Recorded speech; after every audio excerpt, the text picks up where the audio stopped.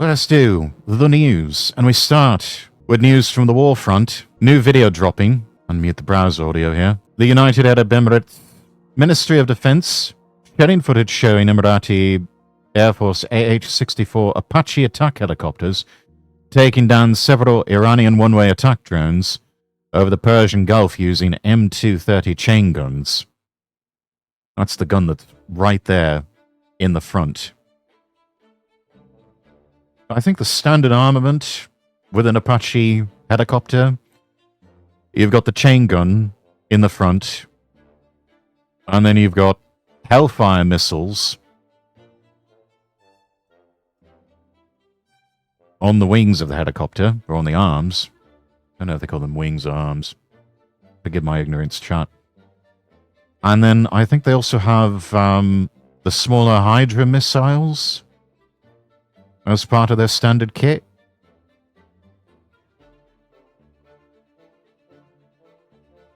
I only know this from growing up playing video games like Desert Strike and Soviet Strike, where you're a pilot of an Apache helicopter and your mission is to go around just shooting at things and blowing them up.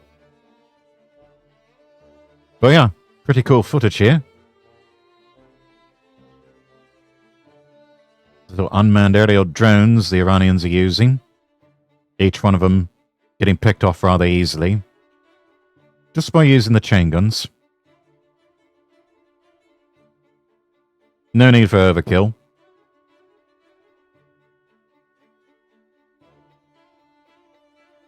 No contest.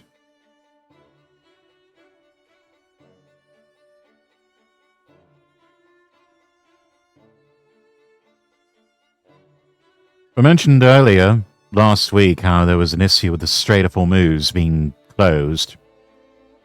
Mainly due to Lloyd's of London saying they're no longer going to insure tankers going through the strait because of everything that's going on with the war. The United States stepped in about a day or two later and said, yeah, we'll cover it. It's fine. And we'll do it for cheaper than Lloyd's. And we'll even give you escort by the United States Navy if we have to. Hell of a bargain. That's better than Lloyd's could ever manage. Because you're certainly not going to see Lloyd's phoning up the Royal Navy and telling them, oi, you lot, get over to the Strait of Hormuz, give some escorts.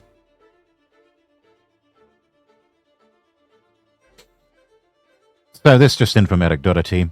A large tanker has just safely made its way through the Strait of Hormuz amid the conflict with Iran. First Secretary Chris Wright, which is good news for energy prices. Iran currently being decimated by the United States and Israel in their joint operations. Capabilities dwindling. The pull quote from Wright, the plan is to get the oil and natural gas and fertilizer and all the products from the Gulf flowing through the straits before too long. One large tanker has already gone through the straits with no issues at all.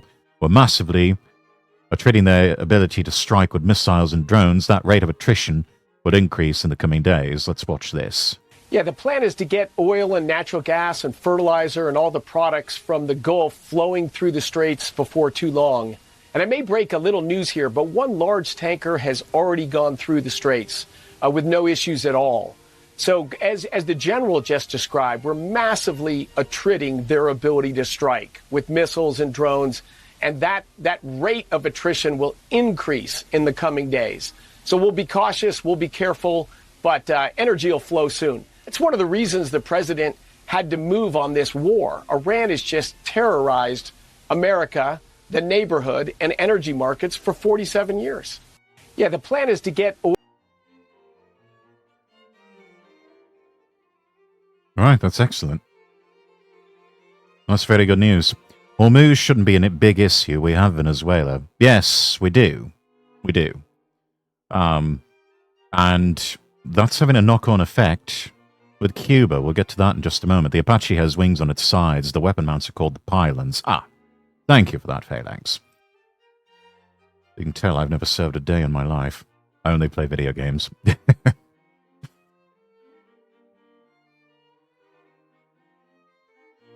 Over the past few days, they have had successors to the Ayatollah Khomeini step up. And each one in rapid succession has been killed by coalition forces. I think it was the Ayatollah's son who stepped up.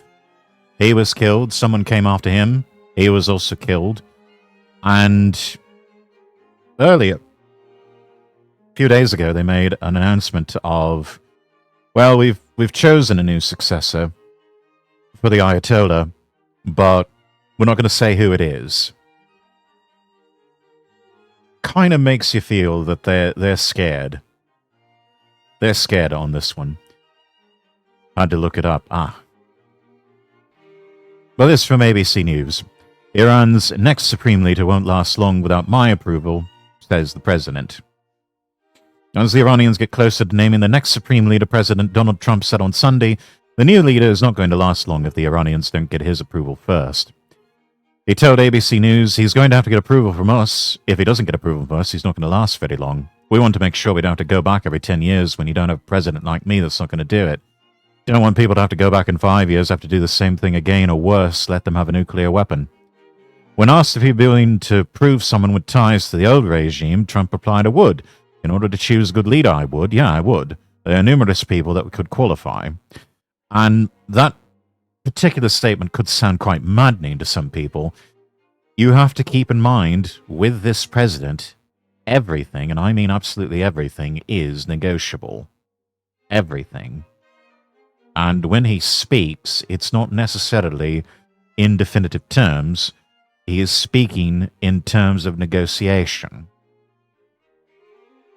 So everything is negotiable up to the point where a deal is made. And that's what's going on. This is the president in negotiation mode. Seeming to offer yet another justification for the war, Trump said Iran was planning to take over the entire Middle East and suggested he stopped them from doing so. They are a paper tiger. They weren't a paper tiger a week ago, I'll tell you, and they were going to attack. Their plan was to attack the entire Middle East, to take over the entire Middle East. We can debate back and forth all day whether or not that's actually true.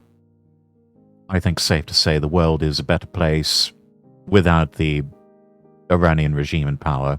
It has been decapitated. These are just the death throes that we're seeing right now. I mean, if they were any sort of serious power, their attacks would be a lot more devastating than this. And they would probably be using a lot more than what limited military power they have, and especially be using more than drones. That seems to be from everything I've seen, just sort of taking the 50,000-foot view. This is a nation that is in a death spiral. And what we're seeing are just desperate pot shots of a power that is saying, if I'm going down, I'm going to take as many people as I can with them. Supreme Herald, welcome in over on Rumble. Hello to you, how are you? Trump also hasn't ruled out sending in special forces to seize Iran's enriched uranium. Everything's on the table, everything. That would be a very wise decision to just take the uranium. Just take it. Lord knows it's not safe in the hands of a country that has now been turned into a war zone. And in the chaos and fog of war, there's always that risk that other nefarious organizations could get their hands on that and turn it into some sort of dirty bomb. And we don't want that.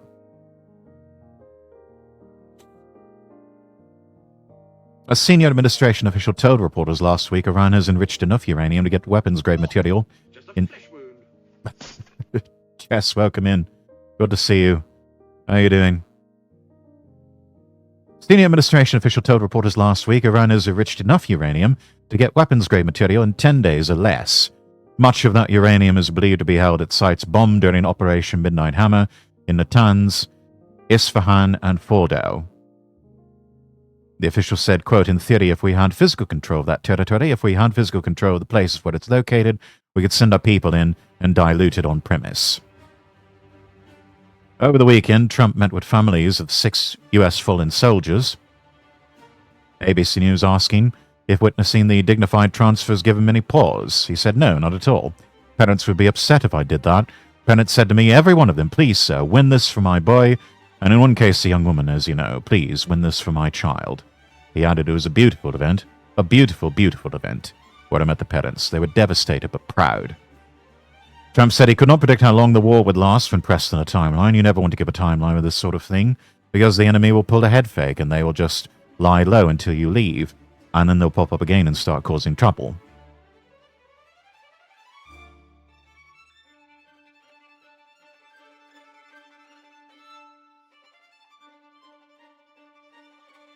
The rest just seems like superlative filler.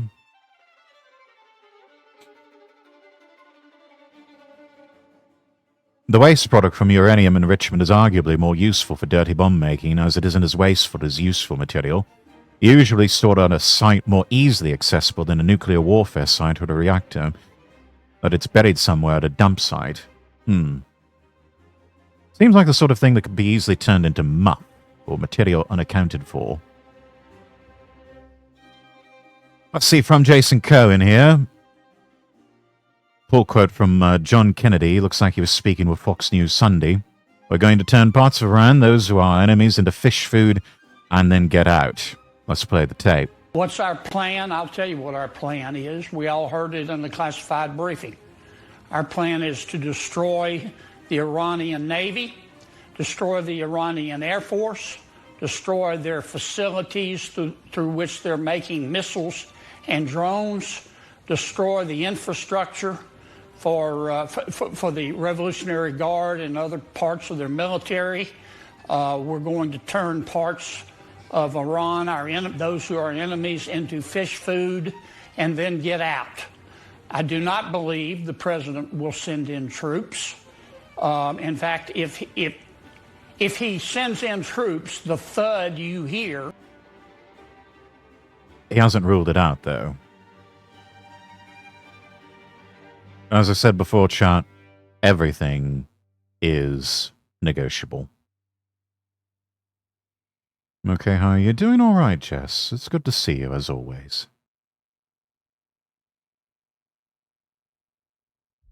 Most of which tend to be dried up salt mines or abandoned underground mines, some of which, at least going by the American and Russian examples, aren't particularly guarded, having fences and so on, but small patrols of guards with a little car driving between posts, and a guard office somewhere on the site where the guards are stretched over multiple remote sites, and then they're usually somewhere else between those sites.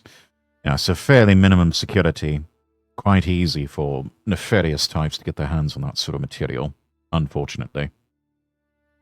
Will be me face planting because I fainted. I think this will all take a matter of weeks, and after we are done, it'll be up to the good people, and they are good people of Iran, to try to overthrow these knobheads who are in charge now.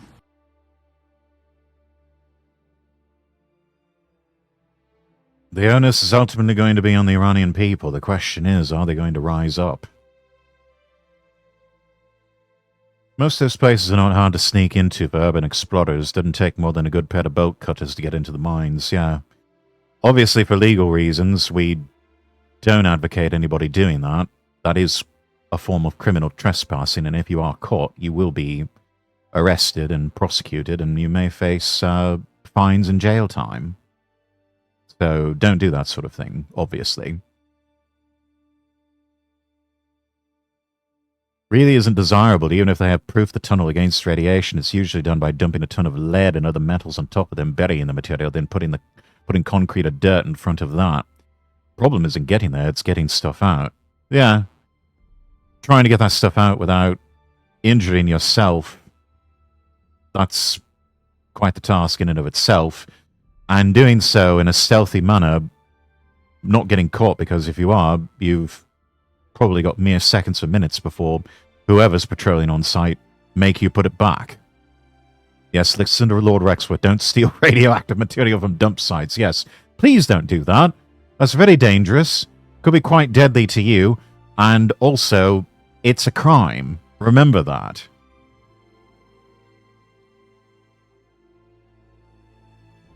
Let's see. The old man of the Democrat Party.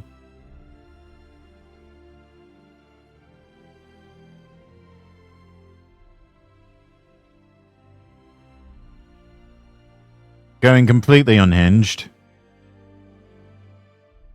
Entering his white liberal woman arc. Having this rant of a madman to say. Look, you fat fuck Trump, if you listen to this, you listen good, because what I'm getting ready to say is what a lot of people in this country speak for, who I speak for. And I speak for a lot of fucking people. Yeah, you don't. No, you don't. You are a tired old man, and hardly anybody listens to you. They're more likely to listen to your wife than anyone else. You are a tired, sad, irrelevant old man. Hear me, you fat asshole? This is what we believe. You're right. I got Trump derangement syndrome. I hate the motherfucker. And you know what? I don't want to get rid of it. Wipe your mouth off, Jim. You're starting to have spittle draining down the side. I don't want to get better. I want to get worse. I want to hate him more. I pray to God in heaven, God reign the righteous reign of Trump derangement syndrome. Pray for me. Oh, he is spitting now. Yeah, that level of hatred, my good sir, is never good for anyone. You are begging God to poison your soul even further, something which God cannot really do. He can harden hearts, but he does not poison souls. That is the work of the devil. And that is what you're asking for. Is to have your soul poisoned further, to be turned into even more of a bitter old man than you already are. It is sad, it is pathetic, and truly, sir, I pity you. Lord, I'm your vessel on this earth. Pray for the people that listen to this. We want more. We want to hate the son of a bitch so much that we can't see straight. Look, you fat... I'm almost tempted to think that he's just acting the part of controlled opposition at this point. Who on earth would willingly, in their right mind, ask for that sort of thing, as though it was some sort of aid or some sort of asset to them? It's not. Just like people on the right who are acting like total panicans over what's happening in Iran, having crash outs on X about it, that's not doing anyone any good. It's certainly not doing them any good. Some of them I understand. Their criticisms of actions by the Iranians, by the Israelis. I'm sure they have some valid points somewhere in there. But to have an emotional crash out about it on X, it's not a good look for you. And it's not doing anyone any good, especially in a time like this. Having lived through enough of these world events and crises myself, and if COVID taught me anything, cooler heads must prevail. Cooler heads really need to prevail. And you can argue and rant and rave all you like about what's going on. Fact remains, so much of this is kind of a fait accompli at this point. It's going to happen no matter what you or I say about it. All we can do is just sort of monitor the situation. Call it like we see it. But have a better recognition of what is in our sphere of control and what is not. This sort of thing was building up for a long time, to the point where it was practically inevitable.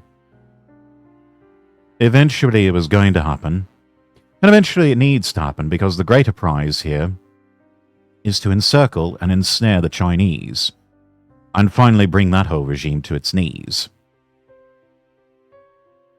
That's the brass ring that the president seems to be going for.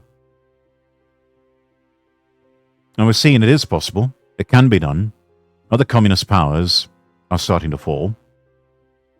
Venezuela has already fallen. Cuba, as we'll see in mere moments,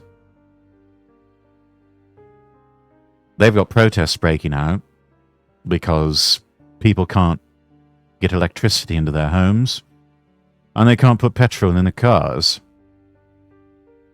because their sole source of supply has been cut off. Do not eat uranium, nice try, Fed. No, don't do that. The radioactive signature will be visible by plane satellite. Anyone monitoring from an office using radiation meters and cameras on the site, they'll see the big bright spot move round. Yeah, they'll stick out like a sore thumb. Oh, thank you for the stretch, Redeem. Guy reminds me of that black mobster from Mafia 2. What you doing, motherfucker? I think he seems silly. He should know better at his age. Yes, it can't be good for his blood pressure or his heart. The poor man. This lich is spazzing out because we're taking down a regime that has murdered Americans. Interesting take. We used to call that treason. Plenty of those in the modern Democrat Party these days, it would seem. Easiest way to get it without breaking in or stealing is from cancer treatment machines, industrial radiography, checking welds and pipelines, density gauges and factories. Yeah. It's sort of like if a copper thief wants to get an easy supply of copper, best thing to do is to steal it from overhead street lamps. I know that was always an issue in my time working in civil service and dealing with state transportation issues. One of the common things we had to deal with was thieves trying to rip out copper wires from street lamps and from other things. Sometimes they'd be successful. Sometimes they'd just electrocute themselves to death.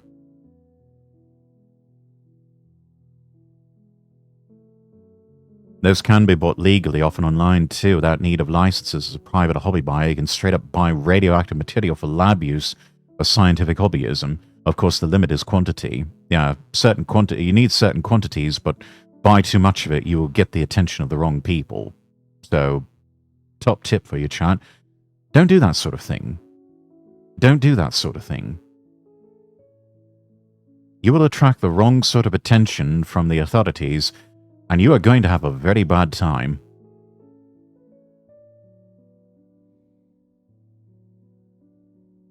To get stuff in quantity, it's easier to do so as a large company, ideally, one with multiple warehouses working in fields adjacent to medicine, etc.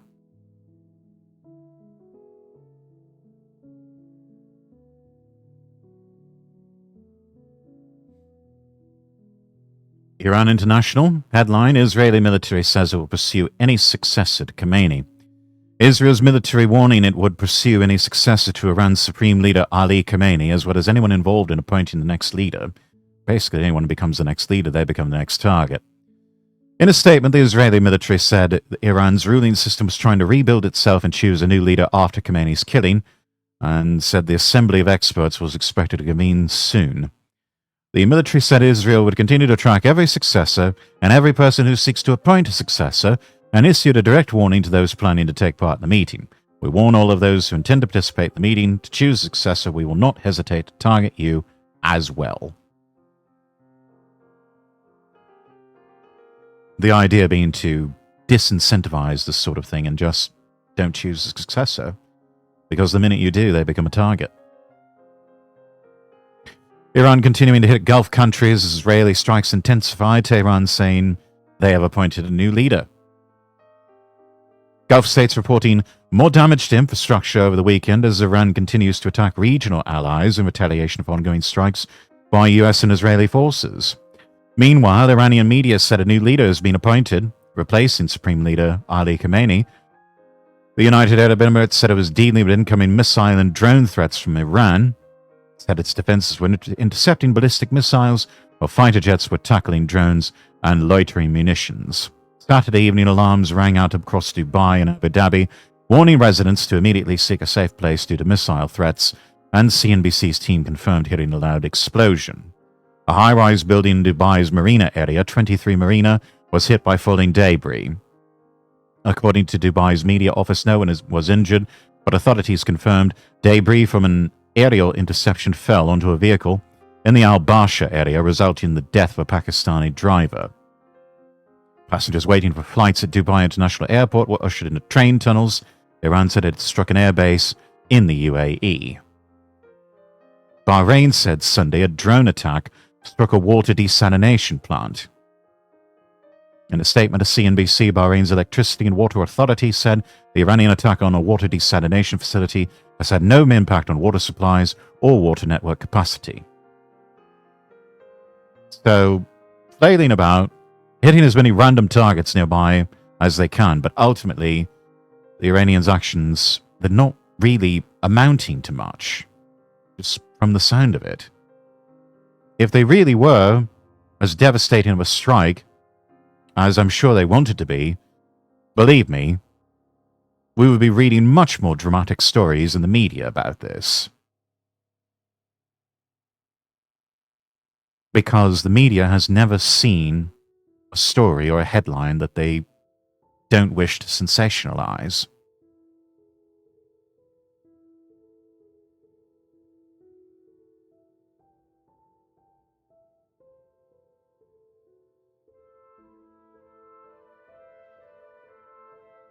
Normally copper theft here is done by Romanians. We have, over the last few decades, several stories of stolen power lines, telephone lines, cables, public sculptures and art. Sounds like something gypsies would do. As well as train and tram overhead cables from public transport utilities, usually in large quantities. Now, some of these thieves, they have absolutely no shame. Of course, they lie through their teeth as naturally as they drink water. Yeah.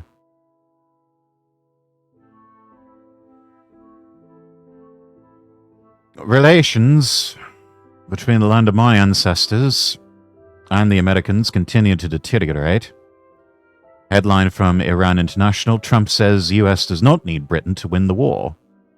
US President Donald Trump said Britain was given serious thought to sending 2 aircraft carriers to the Middle East, but made clear he did not believe Washington needed British help to win the war with Iran. Trump wrote on Truth Social, the United Kingdom, our once great ally, maybe the greatest of them all, is finally giving serious thought to sending 2 aircraft carriers to the Middle East. That's okay, Prime Minister Starmer, we don't need them any longer, but we will remember, we don't need people that join wars after we've already won.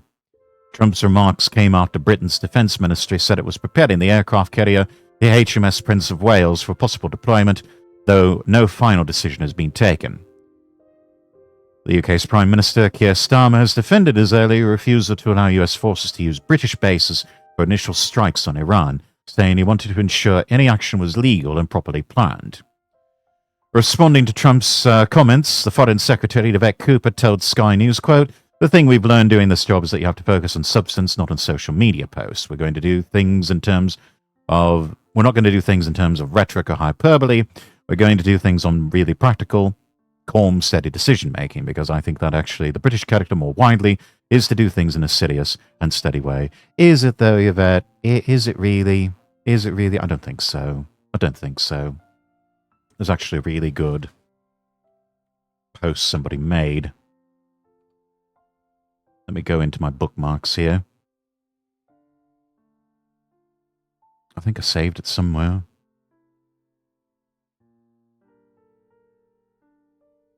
I did not save it. Damn.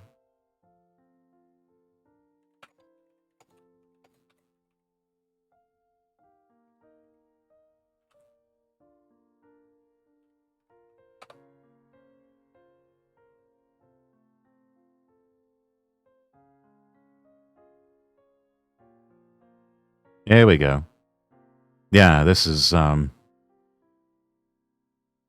variation on a monologue from a character in Breaking Bad. But a good thing, Britain. A really good thing. You taught us this game. My hands studied you. We just wrote bigger checks. The deal was simple. We spend the trillions, fight the hard wars. We even let you sit out Vietnam. And you hold the choke points you already own. You run Lloyd's, ships in the Nettos, insurance on the hulls. That's all you had to do. And we would back your interest with the strongest military and financial markets in the world. That was the deal. Now look at you. You gave up Aden, fine. You kept Diego Garcia so we could reach it with bombers. Now you're giving that away, too, to a Chinese client state. You built Israel to guard the Suez. Now your foreign secretary threatens to arrest the PM. You built a base nearby to back it up. Iran hit your base in Cyprus. You didn't have one warship in the Mediterranean. Spain got there first. Spain! You gave up Hong Kong, but you backed Taiwan. Now you're letting China build the largest embassy in Europe on top of London's fibre optic cables. We gave you Five Eyes. You gave Beijing a SIGINT platform in the heart of the city. Gibraltar, 300 years, actual sieges. Now the Spanish run your border checks. You lost South Africa, but you kept the Falklands, so we can overfly the Magellan Strait. Argentina could probably take that with rowboats today. Your king kept ownership of the Canadian, Australian, and New Zealand navies to fill the gaps. Those navies are now a laughingstock. Your warships and bombers patrolled the GIUK gap. Now you don't have enough, but you also don't want us buying Greenland. Fine, you do it. With what? We gave London the IMO HQ to regulate shipping. You back the EU agenda to carbon tax every ship to build a woke UN slush fund. Iran closed Hormuz. In the 80s, 540 ships got hit. Lloyd's never blinked because your navy was there. Now Lloyd's cancels because it isn't. You scrapped your only amphibious ships, sold them to Brazil. You have more admirals than you do warships. You built 2 light carriers, but they keep springing leaks and you don't have enough escort ships to support them. The English Channel stopped Napoleon, stopped Hitler. Now you can't even stop rubber dinghies. You had one job. Have the warships, diplomatic backbone, and the insurance to support shipping through the straits. That's it. That's all we asked. And you blew it. Choke point by choke point. Called it progress. Now, hundreds of ships are stuck in the Persian Gulf, and the world is blaming us. But that's okay. All those solar panels you bought from China, I'm sure, keep you warm in that dreary weather, I guess. Very well said. It is incredible how far Britain has fallen. Absolutely incredible. We were once a great power, a great empire, one which the sun never set upon. And we pissed it all away. We absolutely pissed it all away.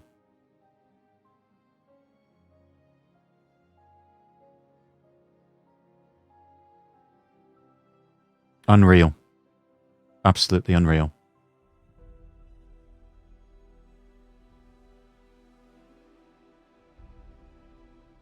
Hi, welcome in. How are you? Let's see, more news from Iran. Residents reporting strikes and military deployments across several Iranian cities. Messages sent by residents to Iran International described explosions, reported strikes, military deployments across several cities in Iran on Sunday. Shaheen Shahar near Isfahan, residents reporting multiple explosions in the morning, including near a Revolutionary Guards Center, the governor's office, and other locations.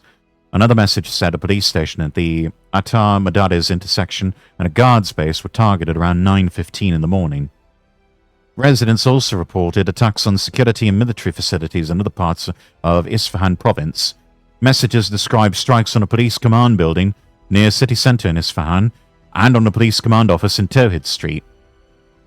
Other reported targets include the guards' Saheb al-Zaman headquarters on Sofay Boulevard, opposite Al-Zahra Hospital, a Basij intelligence district, a command headquarters, and the Imam Ali barracks in Najafabad.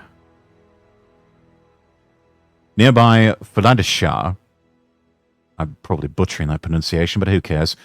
Residents said guards forces that had entered the Hijab Stadium on Saturday were targeted. Elsewhere, residents reported heavy bombing of army, air, and naval bases and other military facilities in Bushehr.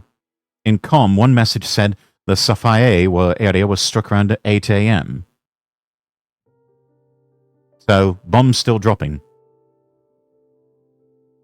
Been okay, mainly promoting the thing we spoke about yesterday with my PC. Yes, everyone, if you can help Sty here with his PC.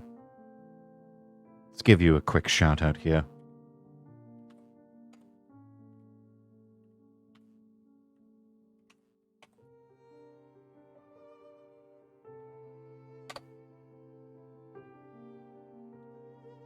Everyone make sure that you go follow Sty. And also search out the link to his fundraising that he's doing. I think it's a coffee page or something like that. Yeah, I hope him to get a new PC because his sort of had its day, unfortunately. Do whatever you can to help out our Sai here. Good streamer. Made some comments in the Rumble chat using some notes I took last year. Oh, thank you, Harold. Thank you for that. 40 admirals is an admiral for every 2 ships, more than there's ever been in the Royal Navy history. 40 admirals, 80 vessels, of which 62 commissioned and active ships, includes 8 frigates, 6 destroyers, 2 aircraft carrier, with up to 28 new warships and submarines in the plan. 264 Marine captains, more than there are ships for them, makes it the highest amount of admirals and 4 Marine captains to ships in history. Simultaneously, the smallest amount of ships in Royal Navy history. To clarify, the UK has more admirals than combat ships, yeah. It's a pathetic state, but a once proud and powerful military force. In regards to the Royal Navy and other force branches in the UK and their issues, as it compares to us here in Denmark, I see. Thank you so much, Rex. Of course, Si. I'm happy to help. Let's see. Moving on a bit. Israeli military on Saturday said it had struck several fuel storage complexes in Tehran, which it said were used by Iran military forces. The IDF said Iran's military makes direct and frequent use of these fuel tanks to operate military infrastructure, and through them it said the Islamic Republic distributes fuel to various consumers, including military entities in Tehran. We have video here from northern Tehran showing one of the huge fires caused by Israeli airstrikes. It's about 20 seconds. Let's take a look at this.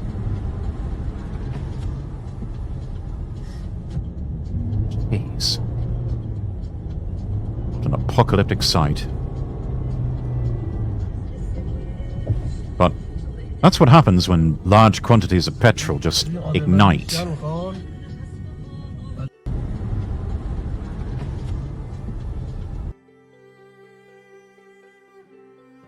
I took a ferry across the Irish Sea once, going to be a British admiral. You know what, Jan? Given the absolute state of Britain these days, you probably could. I bet they would. I bet they would make you an admiral.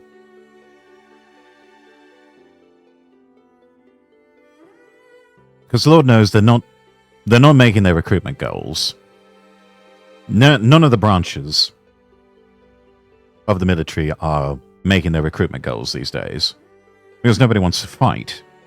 Because they've imported such a massive foreign population that has zero loyalty to the crown or to the kingdom.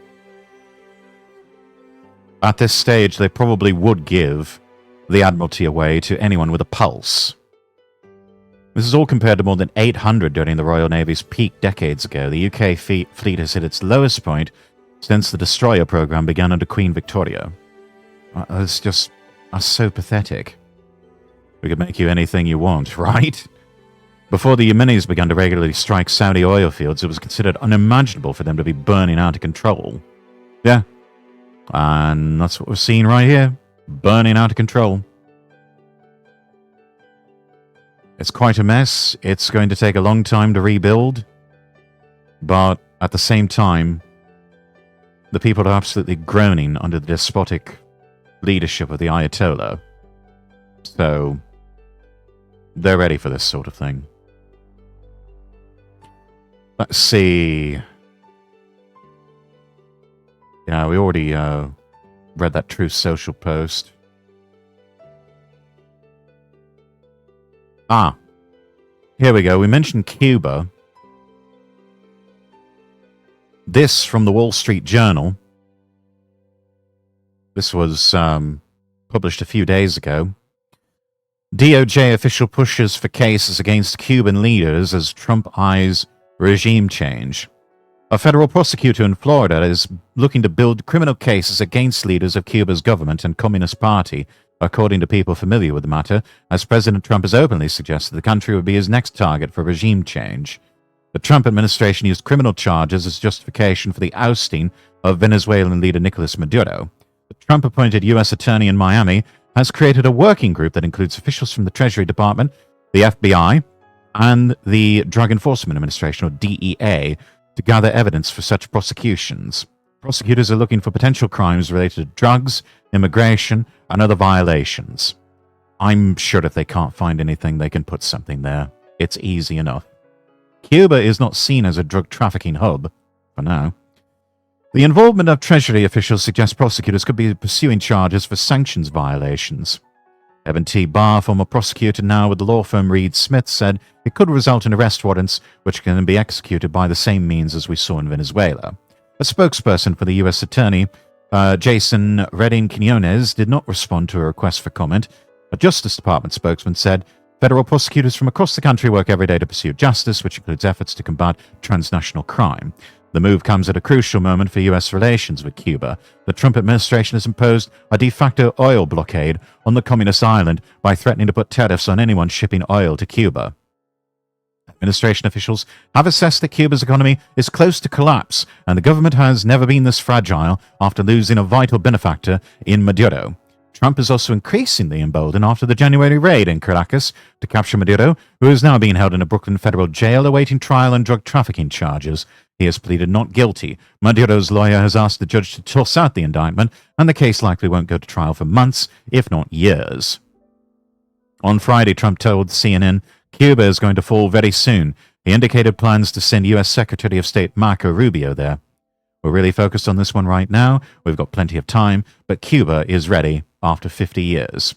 The administration is searching for Cuban government insiders who can help cut a deal to push out the regime by the end of the year, according to the Wall Street Journal.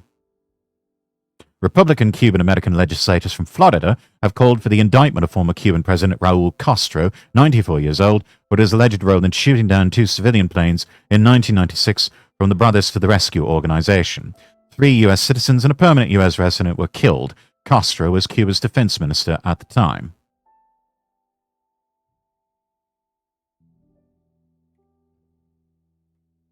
And I think, yes, we had something. Noticed it yesterday. Reposted this from Polymarket. Protests have erupted in Havana after more than 60 hours without electricity, with demonstrations against the communist government spreading across the capital. Let's see if we've got anything else on Cuba right now.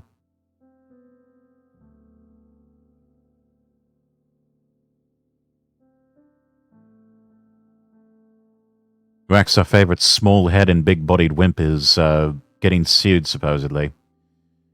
Couldn't have happened to a worse person. Sent you the link. Let's take a look.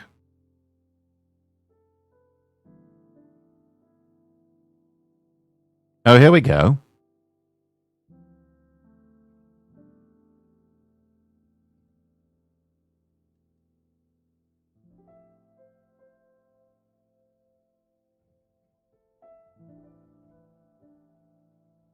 This appears to be video coming out of Cuba. Nighttime protests have erupted in the capital of Havana. After more than 60 hours without any electricity, people have had enough. Protests against the communist regime are now being reported in several neighborhoods across the capital. Let's take a look at this.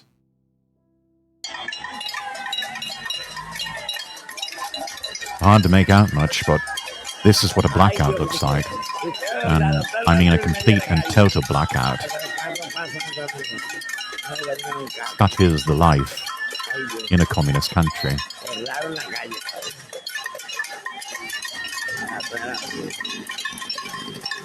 The dominoes are falling, chat. Venezuela, Iran, soon Cuba, possibly North Korea after this. The Russians and in turn the Chinese are feeling quite encircled now. Is it little wonder that the Russians want to talk with the Americans once again, try and work out a deal. Bring the war in Ukraine to an end at long last and get back in the good graces with the United States and Western powers. La gente pasa de esta manera.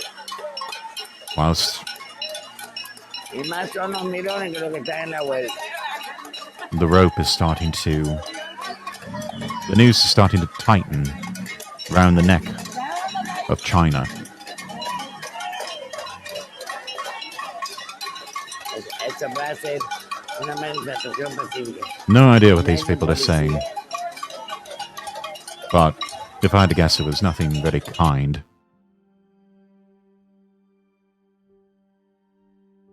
Very interesting.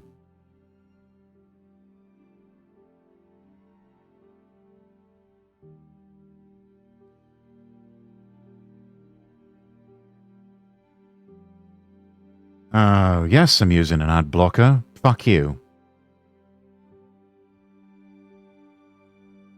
You know what? Fuck your article. Not reading it after all.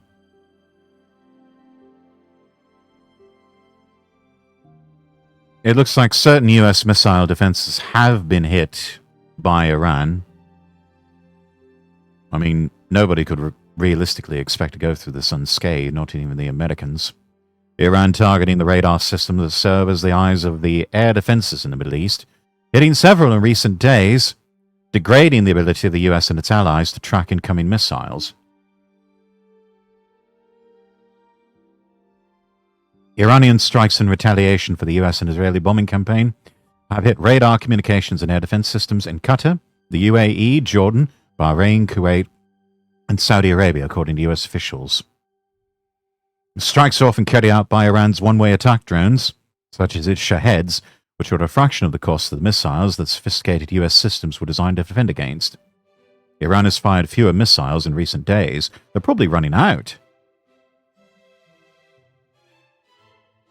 Ravi Chowdhury, former Assistant Secretary of the Air Force in charge of installations, says overall defenses are doing quite well. That said, it's clear the Iranians have a sense of what type of targets they want to continue to press against.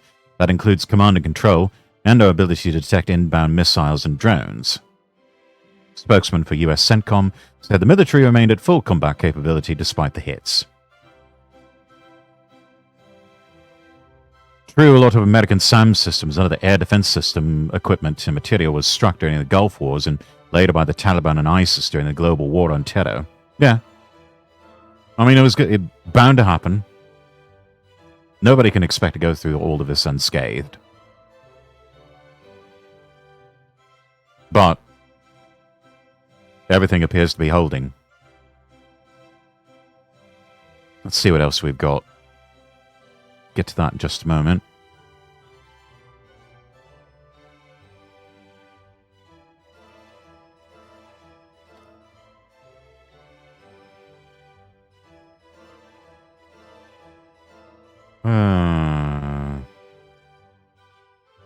Talk TV host unleashing for 2 minutes straight on her own government.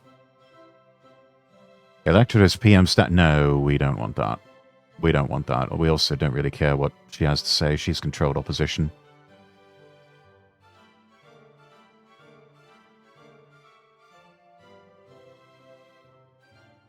Can I force the dark on page?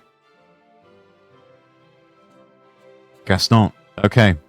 From the Sunday Times, Trump wants to overthrow Cuban regime in a couple of weeks. President Trump has threatened to overthrow the communist government in Cuba. Said he wanted to wait a couple of weeks after military interventions in Venezuela and Iran. Cuba experiencing economic turmoil caused by U.S. blockade in the Caribbean, and the country's president, Miguel Diaz-Canel, has passed emergency measures to loosen restrictions on the private sector amid food shortages and power blackouts. Ugh. Look at that chart. Communists have turned the entire nation into a garbage dump and a shithole. At a White House ceremony for Inter Miami, the Major League Football champions, Trump said Cuban Americans would soon be celebrating the fall of communism in Cuba.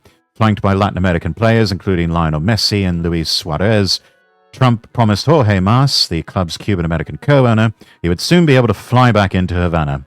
He said, "You're going to go back, and you won't need my approval. Just fly back in. It's going to be a great day. I just want to wait a couple of weeks, but we'll be together again soon, I suspect, celebrating what's going on in Cuba. They want to make a deal so badly, you have no idea. And looks like they're going over all the things that they've talked about already.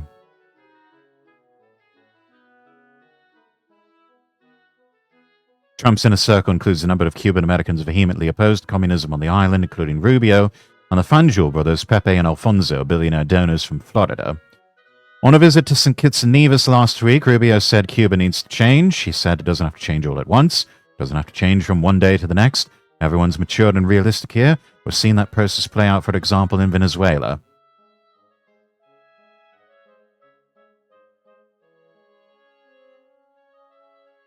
They only get 1 or 2 launches before the site gets hit. Yeah. It's not exactly stealth weapons we're dealing with here. The Americans will be able to see where they're coming from, and they'll be able to strike back accordingly. Let's see. Do we have any more? Well, we got the Washington Post saying an intel report warns large-scale war unlikely to oust Iran's regime.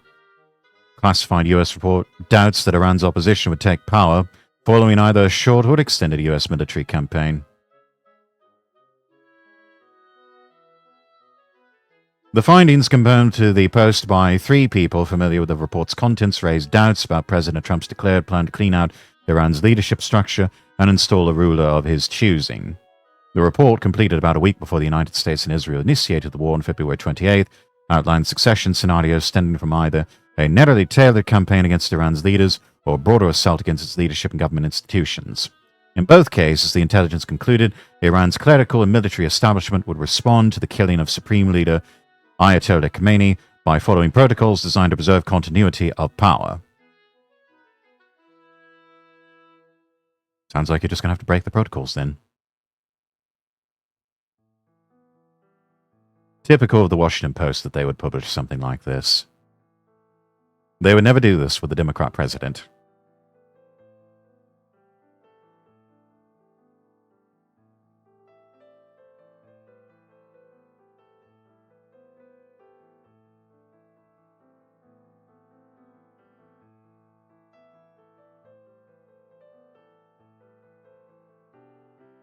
Let's see, a clip from press gaggle on Air Force One en route to Miami. Trump, we're not looking to the Kurds going in. You ruled it out, I ruled it out. They're willing to go in, don't want them to go in. I think they may have already gone in anyway. So it's not like that stopped them.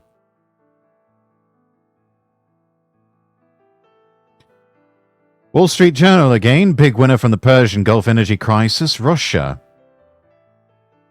Just over a week ago, Russia's energy industry was in its worst shape in years. Low oil prices and sanctions starving the economy of cash. Millions of barrels of Russian oil floated on the sea, much of it without a destination. The war in the Persian Gulf has turned that dynamic on its head. Russian oil that struggled to find buyers last week is now a hot commodity. The US has eased some sanctions, allowing purchases from key buyers of Russian crude. The soaring price of oil and natural gas will lead directly to higher profits for Russian producers. They're going to make more money, and the US has eased sanctions. Okay. And? It's like the Russians are not allowed to have anything good happen to them. It's ridiculous.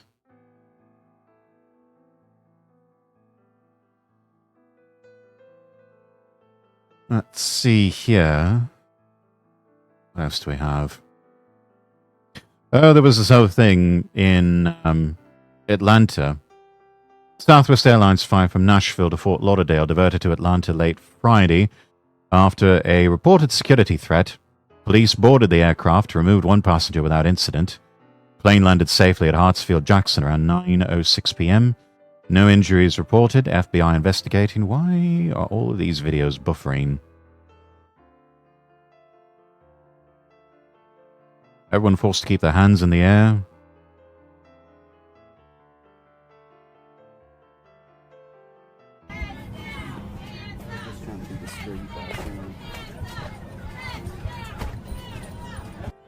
Apparently there was no federal air marshal on board, which is... Oh, look at that. Appears to be one of the usual suspects. Looks like some sort of Arab person. Imagine my shock.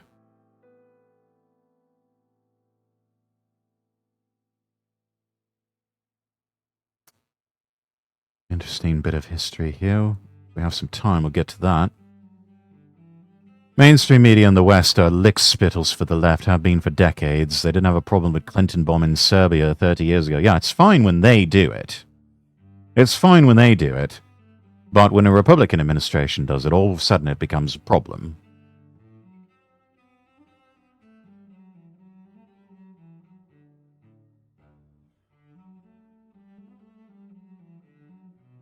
An Iranian sailor who was killed when the warship Dina was struck by the US near Sri Lanka had called his father shortly beforehand, saying American forces had issued 2 warnings to the crew to abandon the vessel.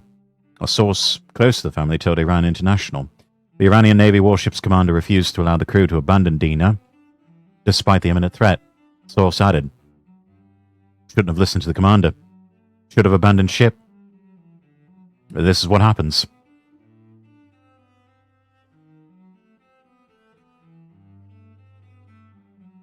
They probably misheard him due to his accent. He probably actually said, I'll have a snack bar.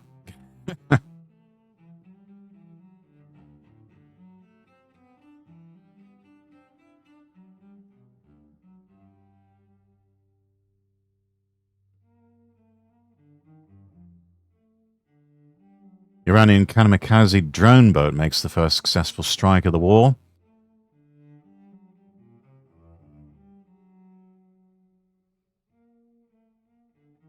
Iran used at least one of these kamikaze drone boats to attack an oil tanker in the Gulf of Oman.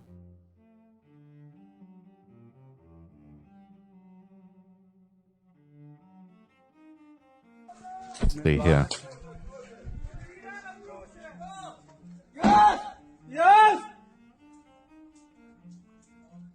The sign says no smoking. They're doing it anyway. This is the first time Iran has used a USV to strike ships in the region. Should come as no surprise it would deploy these weapons. Iran has steadily developed USVs and undersea vehicles capable of launching kamikaze attacks and added them to its arsenal. Iran has long been a pioneer in this space. Its Houthi allies in Yemen have frequently used USVs in their campaign against Red Sea shipping. This is what they look like. They're just small little boats, but probably wired with enough explosives to do some pretty serious damage.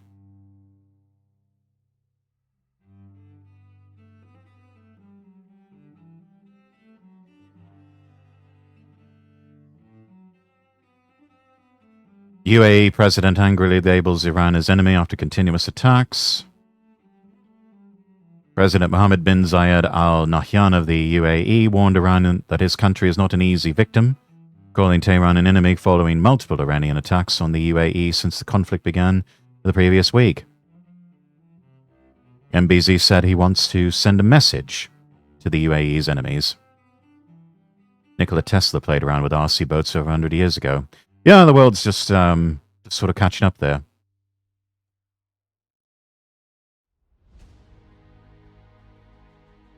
MBZ said during a visit to a hospital treating civilians injured during Iranian attacks, the UAE is beautiful and a model to follow, but I tell you, do not be deceived by that image. Our hand is strong and can reach far. Our flesh is bitter. We're not easy victims to be chewed. Tough talk. Hopefully he's got the big stick to back that up.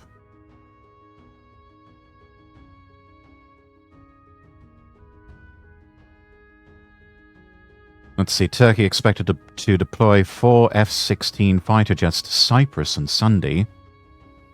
Aircraft will be deployed to the North's Timbo airport amid rising tensions in the Middle East, and after Cyprus itself was hit by an Iranian-made drone last Monday. Reports of the fighter jet's arrival were also printed in the Yenidizin newspaper. Since then, multiple countries have deployed military assets to Cyprus, with Greece having been the first, deploying 4 F-16s of its own to Paphos on Monday evening.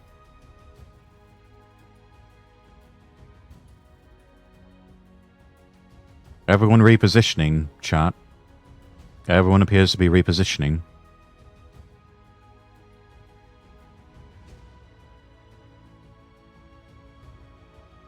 Gotta love how Arabs issue threats. Very poetic, yes.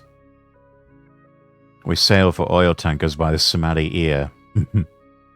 So follow me, lads, because this ain't no grog or ale. 1 point down, you'll be swinging in the gale. 5 points, buddy, you'll be shaking in your shoes. We're half seas over on the Jolly Rouge.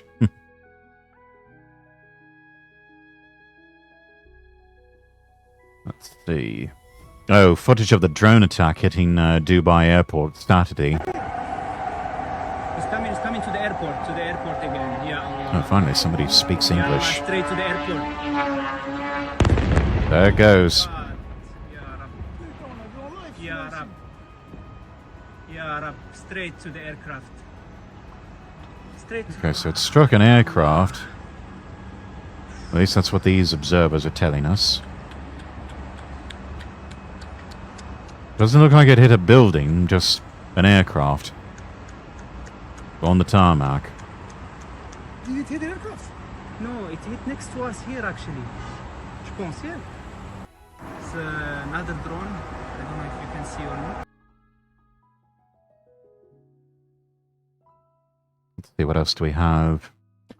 Video acquired by Iran International, showing a resident in Jamshedpur province reacting to strikes on Islamic Republic positions by Israel and the US, saying, "Well done, hit them uncle, hit them baby, well done." جمع شنبه بکنم 17 باشه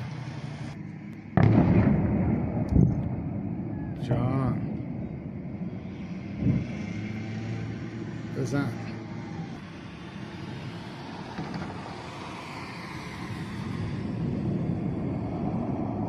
Lots of big kabooms. اوج انفجارش پنجرمون رو باز Wow, the blast wave reached here, blew the window open. I believe that's what this fellow's saying in Farsi. I'll read the subtitles for those of you listening on audio only. بزن بی بی Well done, hit them, uncle. Hit them, baby, well done. نادش هستت Really thought I'd hear something like that coming out of the mouth of an Iranian.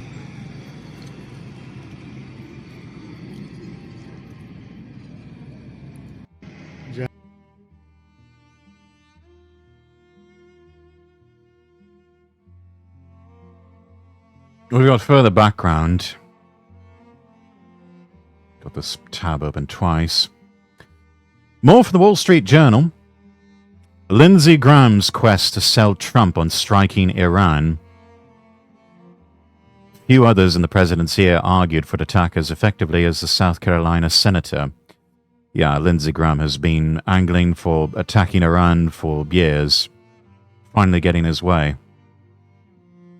As Lindsey Graham tried to sell Donald Trump on bombing Iran, he liked to play a little word association game with the president. "I say Franklin Roosevelt, what do you say?" the Republican senator from South Carolina asked. The correct answer? "You have nothing to fear but fear itself." As he ticked through memorable presidential phrases, Graham asked Trump what his phrase would be. Trump said he didn't know, Graham recalled. It seems so patronizing. But then again, always has been a very arrogant little homosexual. "Keep protesting, help is on the way," Graham suggested, referring to Trump's social media post in January, urging Iranians to confront their government. Few people lobbied Trump to undertake the riskiest gambit of his presidency as effectively as the hawkish and persistent Graham, who over a decade has held a sometimes close, sometimes tumultuous relationship with Trump. Some Democrats, even Republicans, point the finger at Graham, who they think goaded Trump into a Middle East conflict with a little plan for how the situation will play out long term. I think they've got a fairly decent idea of how this is all going to play out. Representative Tim Burchett, Republican from Tennessee. Lindsey hasn't seen a fistfight he hasn't wanted to turn into a bombing raid. Senator Rand Paul, Republican from Kentucky, said there should be a law passed on how often Graham goes to the White House or golfs with Trump. Graham's effort to pull MAGA towards regime change was the quintessential political maneuvering beyond all political maneuvering, Paul said. Sitting in his Senate office this week, with canisters of Planters peanuts and hundreds of scattered papers on his desk and signed MAGA hats on his shelves, Graham was almost giddy about persuading Trump to bomb Iran.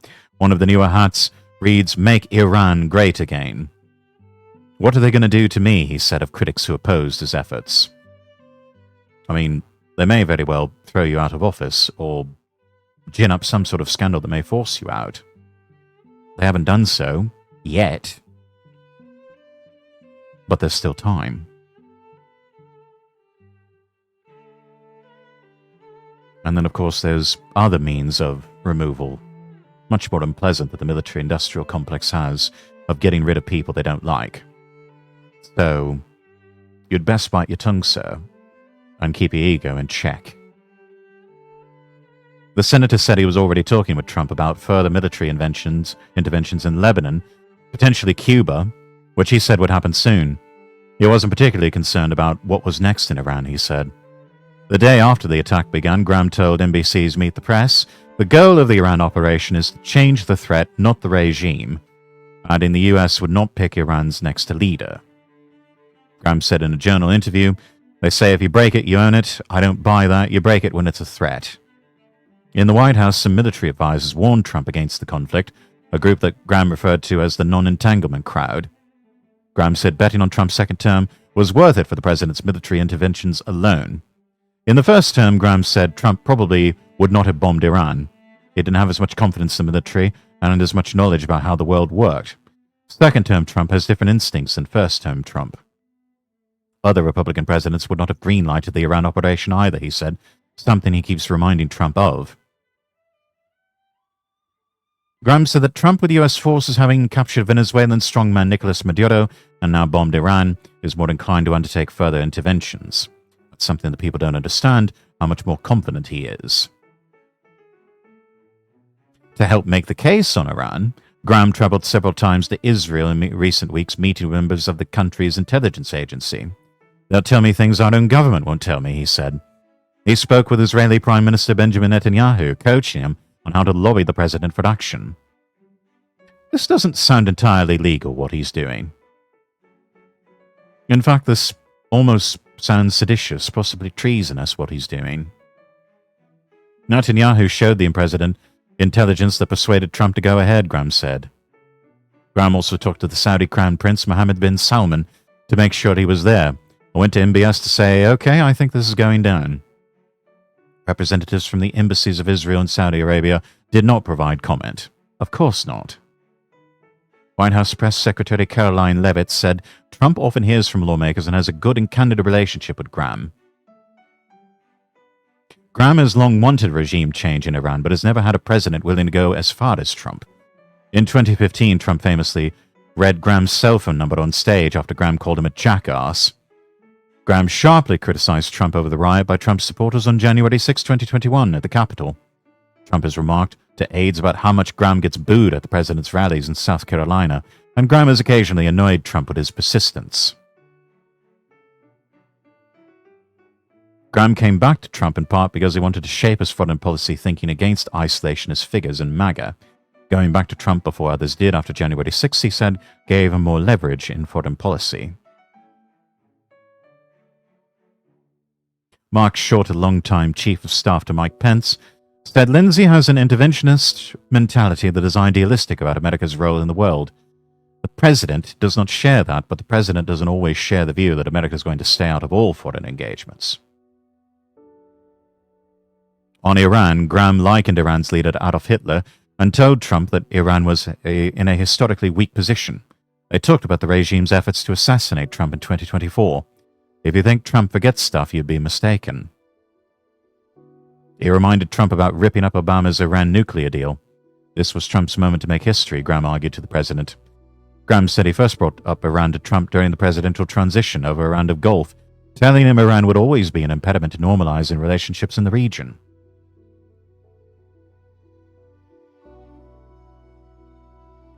For months, Graham worked on the issue, at times irritating senior White House aides. One called him an annoying, crazy uncle. He kept showing up at Trump's Florida clubs.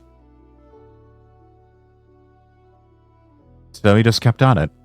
Well, this is interesting. Lebanon next. Many inside the president's orbit have worried about what's next for the US and Iran, and Trump has articulated different visions for the country. They worry about how to find an off-ramp. Graham said he's not concerned about that. No, I imagine he's not. He wasn't concerned about that with the Iraq War. And look what happened there. Graham is also dismissive of those who fear that a war will depress Trump's followers ahead of the midterm elections. He said MAGA ultimately would be supportive of the efforts. He may be onto something. I have a feeling most will fall in line. Most. Not all, but most. The thing is, will most be enough? And those that don't fall in line, I wonder how much noise they're going to be making over all of this. It could prove to be troublesome. We shall have to see. Instead, when Trump called Graham this week to praise his television appearances supportive of the war, Graham saw an opportunity. The senator said he pitched Trump on bombing Iran and Hezbollah elements in Lebanon. Operation Simplify, he called it, in honor of the 1983 bombing of the U.S. Marine Corps barracks in Beirut that killed 241 American personnel, arguing Trump could go even further than former President Ronald Reagan. Trump said he would think about it. In a private lunch with senators Tuesday, Graham battled over Republicans who wanted more information about Trump's war and some who wanted to curb his authority. Trump, he argued, was doing a better job than ever before. What I don't understand is why more people don't do it, Graham said. Try to shape these events. This is a moment of world history here. Just jump in the deep end of the pool. His way of saying you can just do things.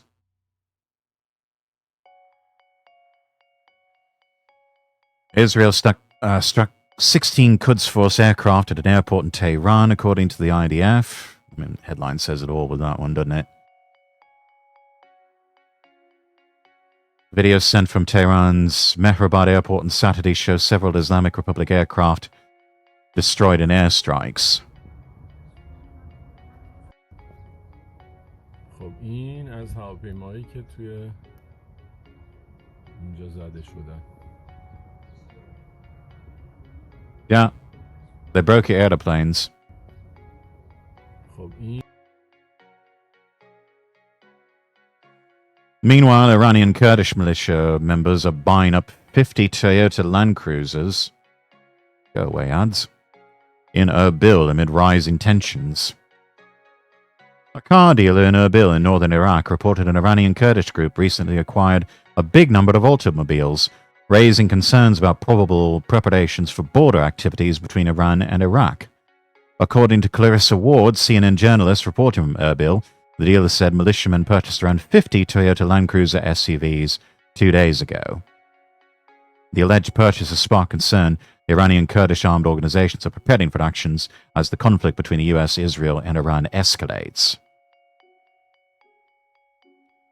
I mean, if they need vehicles to cover that ground, the Land Cruiser is a good one to do it with. The media did say some months or a year or more ago, Trump is instructed to annihilate Iran if he's assassinated. I have some links to that I can post with headlines in the comments section under the Rumble stream.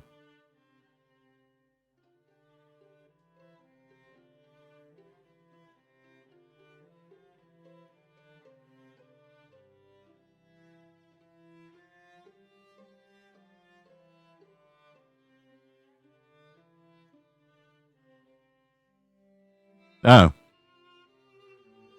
Someone who will win the Darwin Award. This was yesterday. Far-left rioter set himself on fire when burning the US flag outside an ICE facility. The far-left extremists are advocating for the destruction of the country. Oh, what an idiot.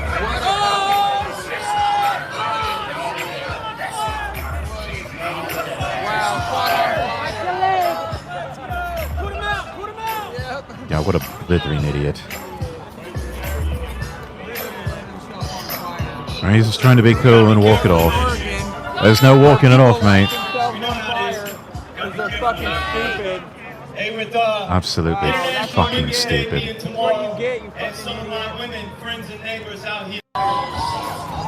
And nothing of value is lost, exactly. He's lucky he wasn't completely engulfed in flames.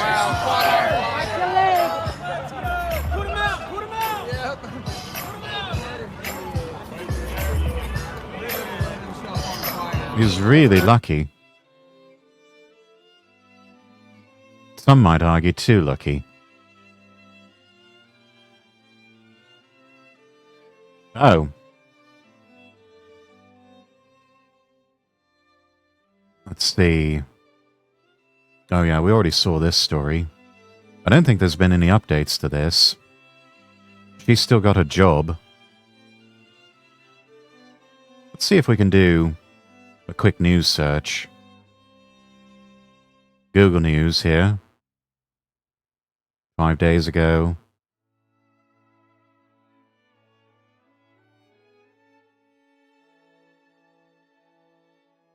Let's see if there's anything on X.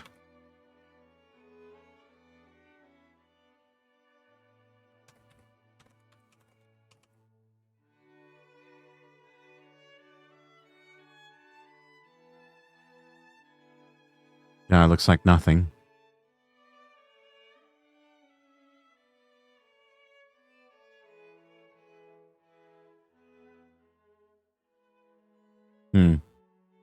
Anyways, we've got a video going up on the YouTube page about this. Should be available for early access on Rumble. But yeah, this woman appears to still have her job, even though she threatened to hunt down and kill this person here.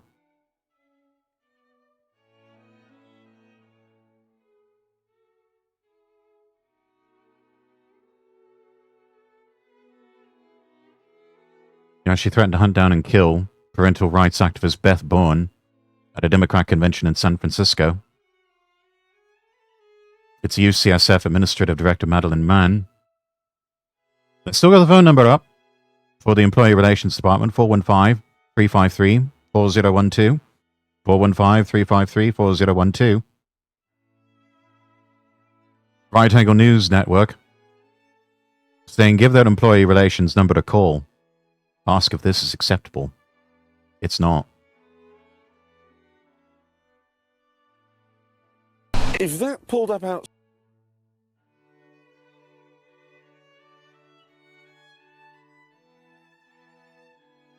Let's see, what else in the news? Something that's not about Iran.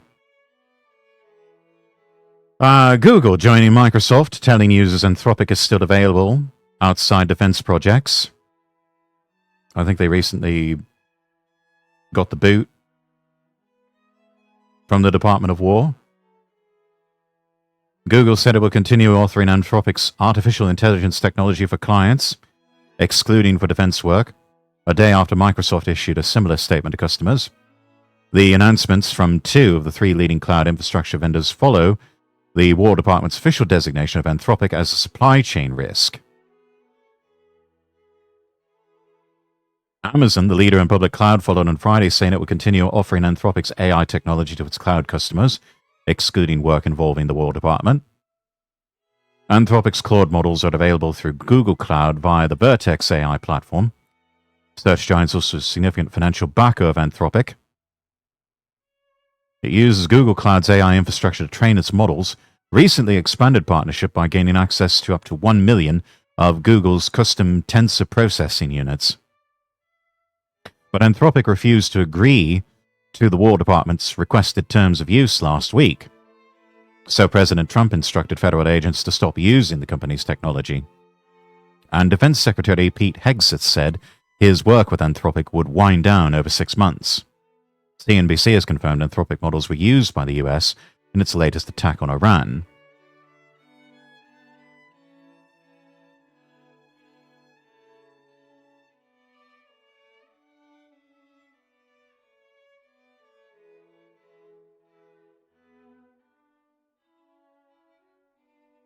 I kind of wonder what happened behind the scenes with this.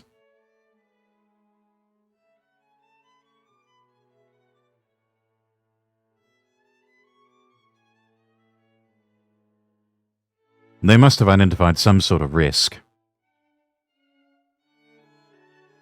But everyone's trying to play it cool and say, oh yeah, we're going to keep working with it. We just won't do anything with DoD contracts. Well, you kind of need government contracts to survive, especially if you're in the tech sector. Just ask people like Elon Musk. Do you think X or any of his other ventures would be where they were, even Tesla, without government contracts? No, of course not. So much of modern Silicon Valley is built off of those government contracts, especially defense contracts.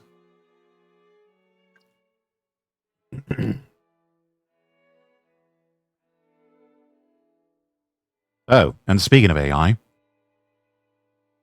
this from Axios. This AI agent freed itself and started secretly mining crypto. I mean, on one hand, based, but on the other hand, holy shit.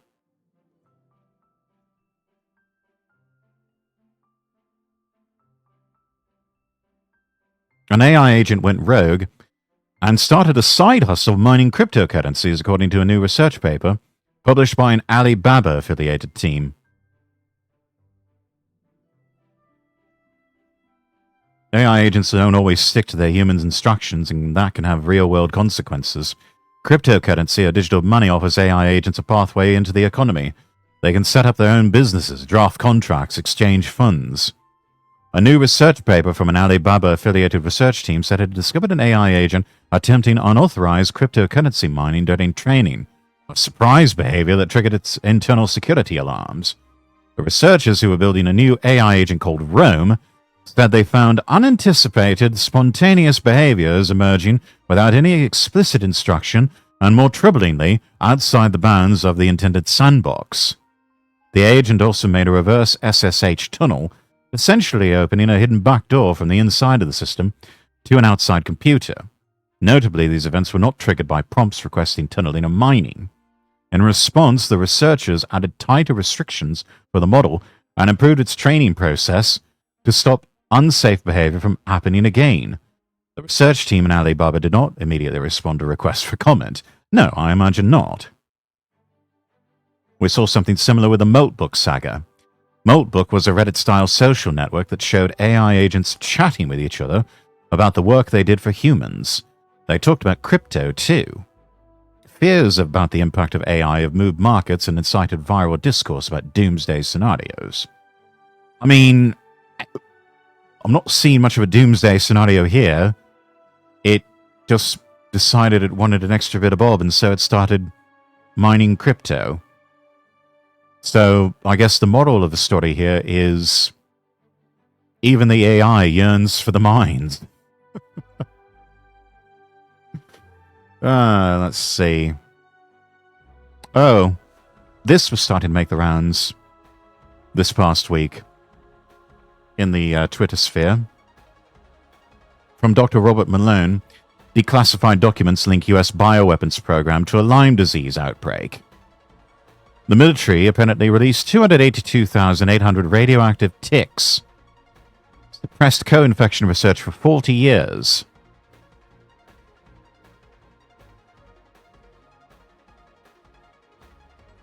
Declassified documents and testimony from a CIA operative described the 1962 deployment of infected ticks against Cuban sugarcane workers as part of Operation Mongoose, the Kennedy administration's effort to destabilize Fidel Castro's regime.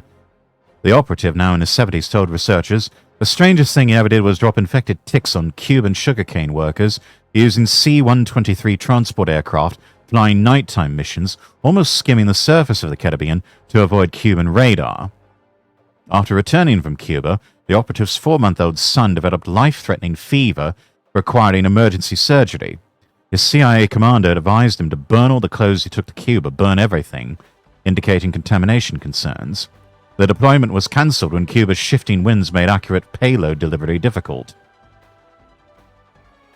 This all went on between 1966 and 1969. 282,800 Lone Star ticks. Lone Star ticks Does that ring a bell for anyone? These were released by the US military, made radioactive with carbon-14 across Virginia sites along bird migration routes. The radioactive marking allowed researchers to track the tick's spread using Geiger counters over several years. Before these experiments, Lone Star ticks were not found above the Mason-Dixon line. Within years of the Virginia release, they'd established populations on Long Island for the first time. 2 tick experts consulted about these releases said they were aghast, and you'd never be able to do that now. Lone Star ticks, isn't that the same species of tick that certain globalists are talking about, where they're releasing into the population that are making people allergic to meat? I think there's a connection here.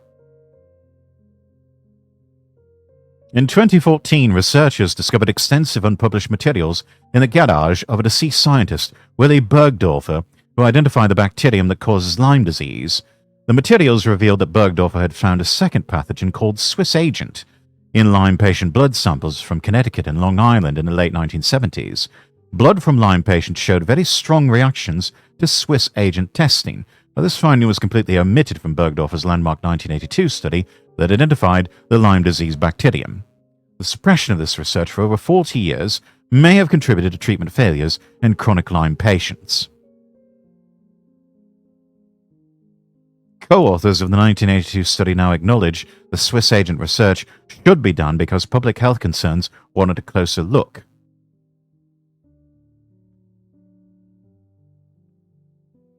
And then there was Defense Secretary Robert McNamara, who authorized Project 112 in 1962, creating what researchers describe as a bioweapons program almost as large and as secretive as the Manhattan Project. It involved 134 scheduled tests from 1962 to 1974, with production facilities capable of breeding 100 million infected mosquitoes monthly and 50 million fleas weekly. The program's existence was categorically denied by the military until 2000. Never believe anything until it's been officially denied.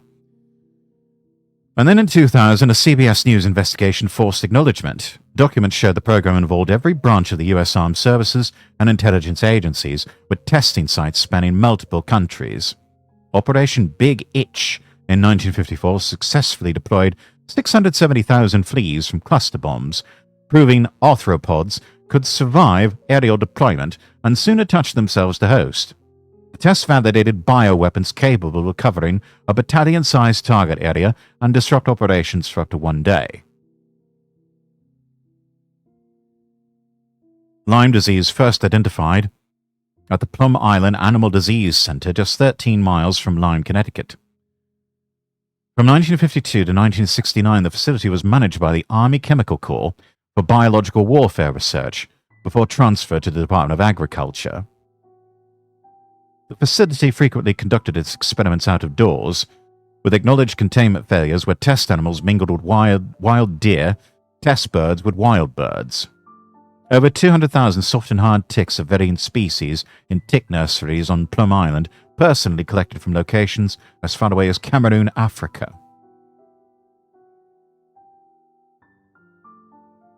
They've been doing this since the 1950s. And they've been using the American public as test subjects.